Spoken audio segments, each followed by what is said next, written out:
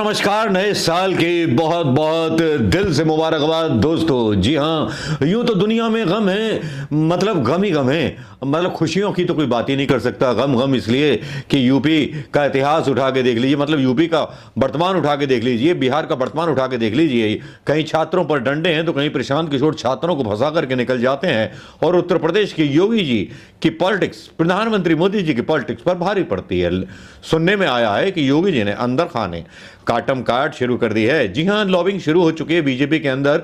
हर राज्य में लगभग ये लॉबिंग शुरू हो चुकी है। क्योंकि कुछ खबरों की बानगी अगर मैं आपको बताना चाहूंगा तो मध्य प्रदेश में खबर छपती है वही सौरभ शर्मा को लेकर के, जहां जीतू पटवारी ये बोलते हैं कि वहां सौरभ शर्मा जो वसूली करता था करोड़ों रुपए, जिसके यहां पकड़े गए उसकी हत्या हो सकती है। लाल डायरी का एक जिक्र आया जिसमें बीजेपी के पूर्व एक मंत्री बोलते हैं गोपाल भार्गव कि मेरा नाम हो ही नहीं सकता। मतलब उनको विश्वास है कि किसी और का नाम हो सकता है। तो मतलब ये एक तरह से डिवीजन साफ बढ़ता हुआ नजर आ रहा है। एक मध्य प्रदेश में एक घटना और हुई थी कि पुराने नेता जो भूपेंद्र सिंह हैं और जो बयानबाजी हुई थी गोविंद सिंह राजपूत के बीच, वो भी बहुत चर्चा का विषय है, जिस पर दिग्विजय सिंह जी ने कुछ बयान दे दिया था तो उन पर मानहानि का दावा कर दिया गया था। हालांकि इस तरह की छोटी मोटी कपोल कल्पें और खबरें चल रही हैं, लेकिन इनको विश्लेषण करने का समय मीडिया के पास नहीं है। काश कि मीडिया के पास ये समय होता तो अब तक भारतीय जनता पार्टी के धुर्रे धुर्रे उड़ गए होते और नए साल पर सारे कांग्रेसी लोग बोल रहे होते हैं happy new year, happy new year.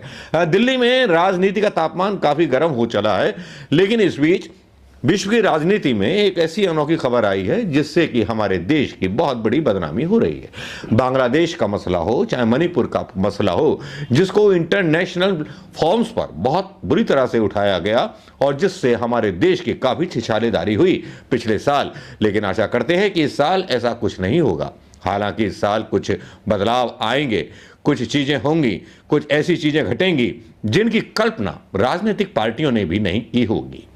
जी हाँ, मैं कोई ज्योतिष नहीं जो आज भविष्यवाणी करने चला आया हूं, लेकिन आज इंटरनेशनल मंच पर हो रही फजीहत के बारे में जरूर बात करना चाहूंगा, जिसके बारे में सुब्रमण्यम स्वामी जो वर्तमान में बीजेपी में ही नेता हैं, आज प्रधानमंत्री मोदी जी के बारे में सीधे सीधे ट्विटर पर आलोचना करने लगते हैं, मुखर रूप से उतर आते हैं।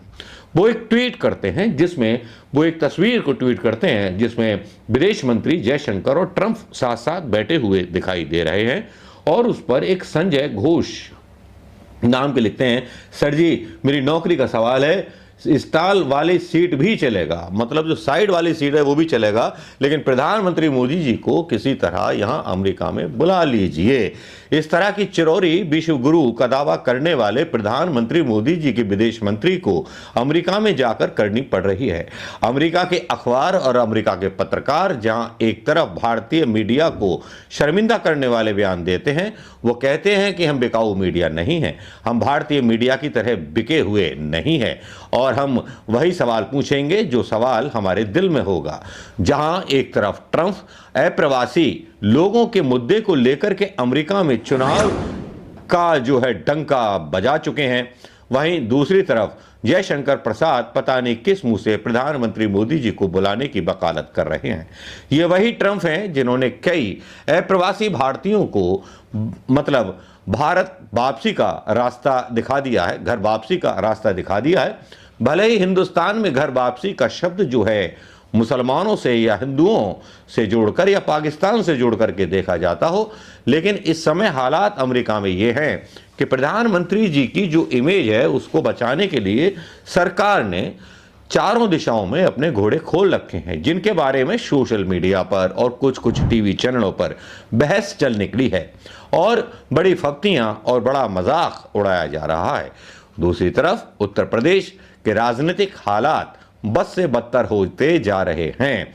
जी हाँ, वहाँ योगी जी जिस तरह से संभल की बावड़ी की खुदाई में लगे हुए हैं, अखिलेश यादव का एक चिर परिचित अंदाज में एक बयान आ जाता है कि सीएम हाउस के नीचे भी शिवालय है, उसकी भी खुदाई करा लेनी चाहिए।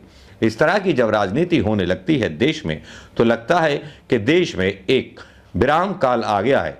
वो विराम काल जिसमें हमारे देश के युवाओं के भविष्य की चिंता ना करके, आम आदमी के रोजगार और उसके व्यापार की चिंता ना करके बस उसका एक प्रहसन उड़ाया जा रहा है। वोटरों को राम जन्मभूमि और राम के नाम पर लुभाने वाली भारतीय जनता पार्टी आज जब बात करती है हिंदुत्व की तो वो चेहरा खोखला सा नजर आता है, क्योंकि चारबाग के एक स्टेशन की न्यूज क्लिप वायरल होती है जिसमें ठंड में सो रहे स्टेशन के लोगों पर रेलवे के स्वीपर जो है पानी की धार मारते हुए नजर आ रहे हैं। हालांकि रेलवे प्रशासन ने इस पर काफी गहरा संज्ञान लिया है, लेकिन साहब कब तक? वो मुसलमान तो थे नहीं जो चारबाग के स्टेशन पर सो रहे थे, ना कपड़ों से उनकी पहचान हो रही थी जो चारबाग के स्टेशन पर सो रहे थे। उनकी पहचान सिर्फ उनकी गरीबी और किसी ट्रेन के इंतजार में वो बेचारगी की थी जो कहीं परदेश में 4 रोटी कमाने के लिए जाना चाहते थे। हालांकि योगी जी काफी गर्व कर लें कि हमारे उत्तर प्रदेश के लड़के जो हैं 1.5 लाख में इजराइल में सेना में लड़ने गए हैं। ये बयान देते हुए थोड़ी भी लज्जा हमारे योगी जी को नहीं आती। एक तरफ जहां वो दावा करते हैं विकास का, वहां उत्तर प्रदेश में सिवाय दारू के ठेके, खनिज पदार्थों के ठेके के अलावा वहां कुछ भी नहीं बचा है। प्रयास करना चाहिए मध्य प्रदेश की तरह गंगा पर भी फ्लोटिंग सोलार पैनल लगाने के बारे में, लेकिन उसके बारे में सोलार पैनल की बात छोड़िए, जो एक जलमार्ग बनना था गंगा जी के सहारे उस जलमार्ग का भी कहीं अता पता नहीं है। हालांकि पता कैसे भी होगा, क्योंकि जो बयान दिए जाते हैं वो केवल चुनावी जुमले होते हैं। ये बात तो अमित शाह पहले ही कह चुके हैं, लेकिन जिस तरह की चिरौरी मुरमुरी करते हुए जयशंकर प्रसाद नजर आते हैं और सुब्रमण्यम स्वामी ट्वीट करते हैं, वो वाकई में बहुत बुरे हालात की तरफ संकेत देता है। इसी बीच एक ऐसी खबर आती है कि मणिपुर हिंसा पर जो है वहां के मुख्यमंत्री ने सरेआम माफी मांगी है। इस पर भी सोशल मीडिया पर चर्चा चल निकली है। मणिपुर का मैं फिर जिंदा हो गया है, मणिपुर का भूत फिर से जिंदा हो गया है। मणिपुर जिसके बारे में प्रधानमंत्री मोदी मां शब्द नहीं पुकारते, उस पर विपक्षी दल हालांकि बहुत बुरी तरह से हमलावर हो चुके हैं और चीफ मिनिस्टर बीरेंद्र सिंह की जो माफी आई है उस वक्त में जिन्होंने मांगी है माफी कि नागरिकों को जो कष्ट हुआ उसके लिए मैं माफी चाह रहा हूं। कुछ पत्रकार उनकी माफी को उनके पुराने कांग्रेसी होने को लेकर के जोड़ रहे हैं, ना कि उनको संघ का बता रहे हैं। भाई जो विचारधारा बदल दे तो वो किस काम का कांग्रेसी और किस काम का नागरिक। ऐसे नागरिकों को राजनीति से जनता को ही बेदखल कर देना चाहिए जो आज भारतीय जनता पार्टी में है, कल कांग्रेस में चले जाएंगे। आज राम की वकालत कर रहे हैं, कल कांग्रेस में गांधी जी का गाना गाएंगे, और जो कांग्रेस में है जो कल तक गांधी जी का गाना गाते थे अब भारतीय जनता पार्टी में आकर के उस विरोध का भी समर्थन करेंगे, जिस विरोध का समर्थन बीजेपी के वो लोग करते हैं जिसमें रघुपति राघव राजा राम भजन गाने वाली एक गायिका को माफी मांगनी पड़ती है।